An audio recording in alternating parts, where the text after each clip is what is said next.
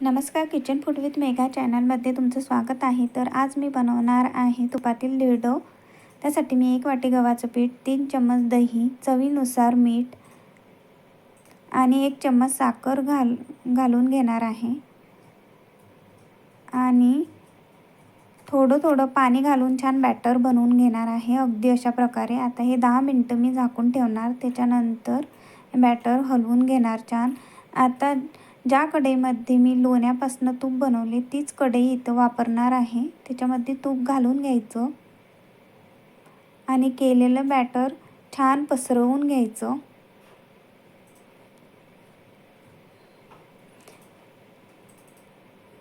याला देसी पॅनकेक असंही म्हणू शकता.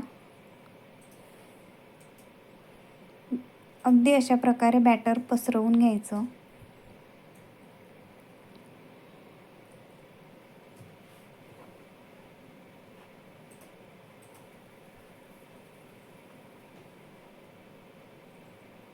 आता याला चम्मचने अशा प्रकारे होल करून घ्यायचे.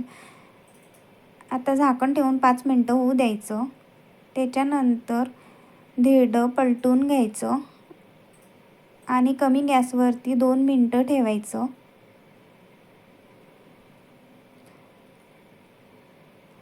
तर आता आपलं तुपातील धिरडं झालेलं आहे, बघू शकता. तर तुम्हाला माझी आजची रेसिपी कशी वाटली नक्की सांगा आणि आपल्या चॅनलला लाईक, सबस्क्राईब आणि शेअर करा.